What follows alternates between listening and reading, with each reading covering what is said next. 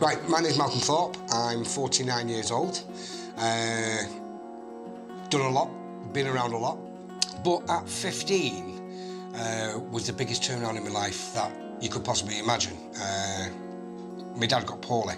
I was the man of the house as such, because my two brothers had gone away and done their bit. And we found out my dad had cancer when I was 15.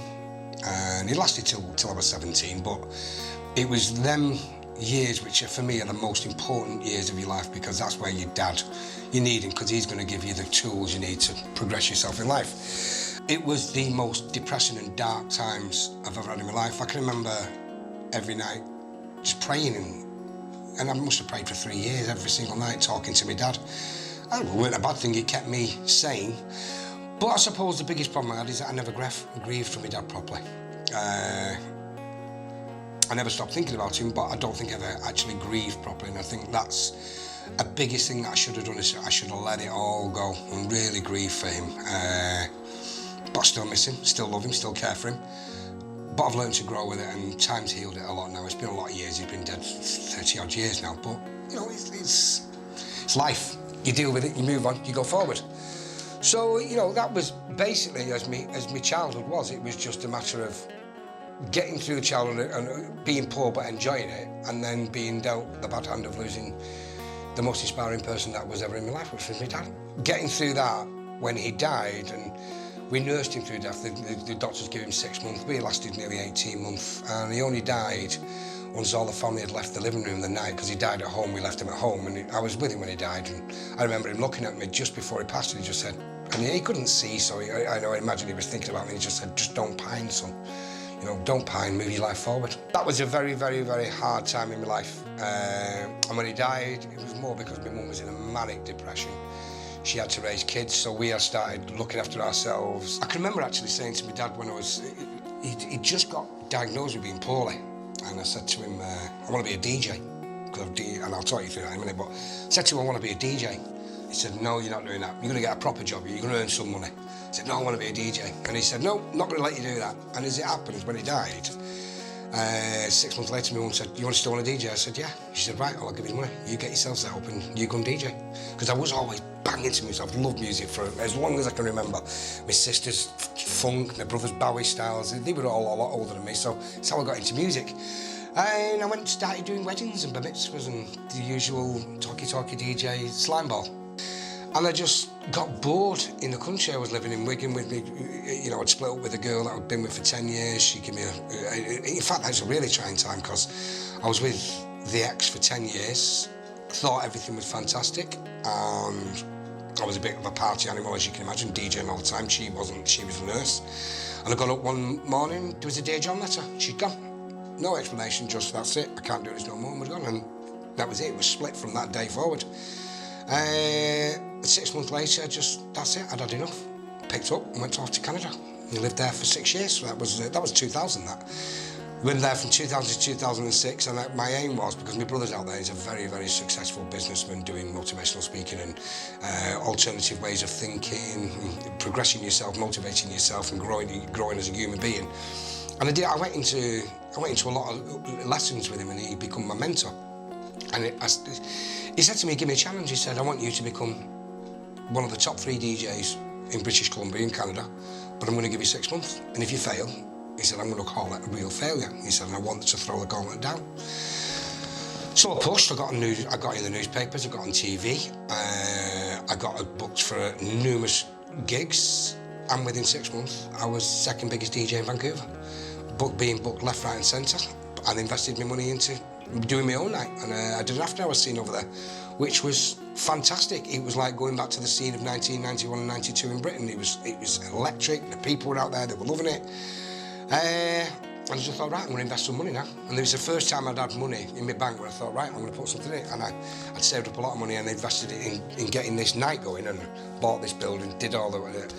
And then on the night we opened, I got attacked by Hell's Angels. I got a gun put in my mouth. I've never been so frightened in my life, and I'm not scared of nobody, but it was absolutely terrifying. So I stopped. I basically that night said, that's it, I'm done. And I did. I literally stopped DJing then, completely. And I thought, what can I be good at? I've always been a good talker. People like me.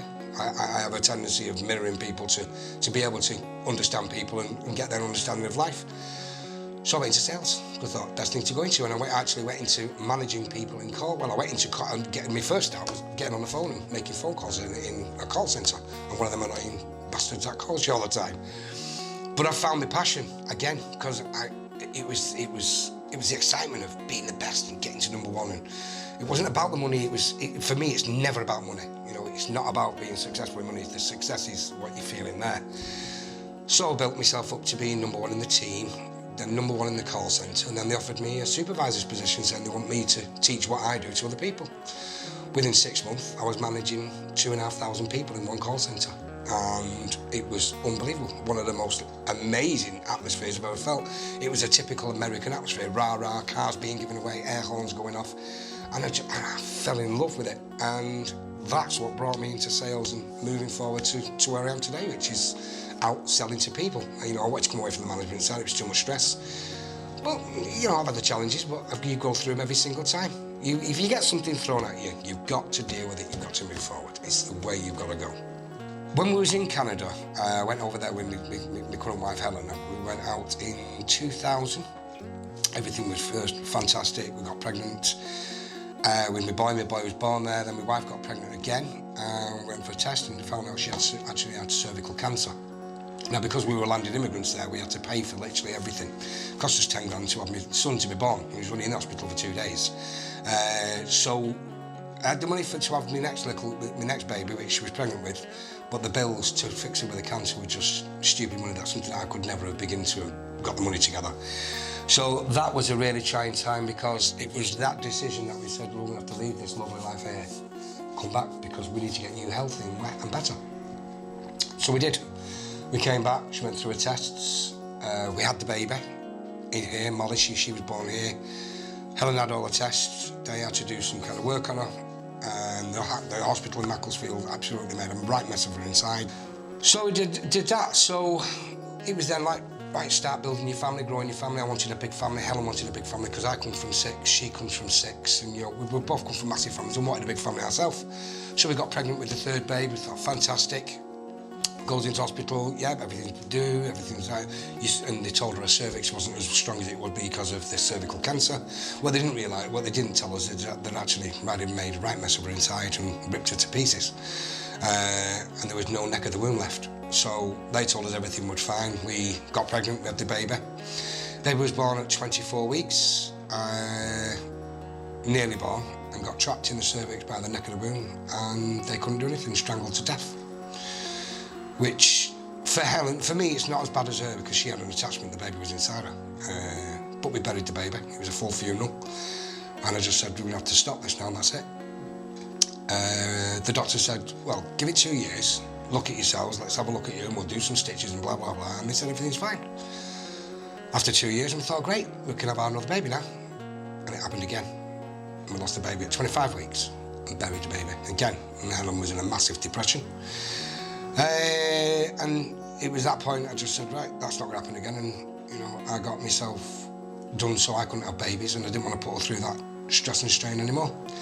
As it happens now, we've got 2 amazing children. I've got a lovely wife. We're very, very happy, very in love, 15 years together. And there's no better woman on this earth, as far as I'm concerned. No better kids. Well, yeah, actually there is. My kids are little shit sometimes, but, you know, it's that loss of them babies, I think, that got me and Helen to be as close as we are now. You know, we're not married. You know, I do class them back, but we're not married. But they were some serious hard times then, to watch what she went through. I've never seen a woman be so strong as that. It was horrendous. And just not long after that, I lost the job I had. I was working for a company, I lost the job, and everything just hit. The shit hit the fan as such. We'd lost the baby, major depression. I was in a depression, out of work, no money. And the company I worked for hadn't been paying all my stamp duty. So when I went to claim dole, I was told, you can't have it because you've got no national insurance stamps. You're not allowed to be given any money. So it was a matter of, I have no money, I have no food, I have no rent money. And I was in a right mess. Didn't know what to do with myself and just couldn't see light at the end of the tunnel. And I met this gentleman because I have a couple live next door to me, an old couple, and I was raised by my mum and dad that if you have old people next door to you, you bloody look after them. No matter what they are, you just make sure that they're okay, because they're vulnerable. So when I moved into the house, I introduced myself to this old bloke next door, who was a comical bloke. We started talking, we had become a little bit of friends, he met his wife. And every Sunday I used to cook him dinners, the kids would walk his dog, I'd do a bit of lawn, see if he wanted anything. But he just made him feel a bit wanted, and I liked that, because he was always smiling, and I thought that was lovely. As it happens, his son turned up one day, and I said, "What's your son done?" And he said what he did. And I said, "Would you mind if I pass him my CV?" So he said, "No, do whatever you want." So I'll give this bloke my CV. And then I work for him. And I've got to honestly say, he's become one of my closest friends in the world. I've never been happier. I'm 49 years old. I've got the job of a lifetime. I've got a boss that you couldn't begin to imagine getting anybody who's that supportive. My wife's happy, I'm earning money, my wife's working, the kids are happy, my bills are being paid. So I suppose at this point right now in my life, I've never been more secure and more happy. I really haven't. I'm over the moon with it, I love it. So there you go, there's the story now, Mum. Yeah, great, thank you. How does it feel to tell your story? Good, but I'll tell my story to anybody.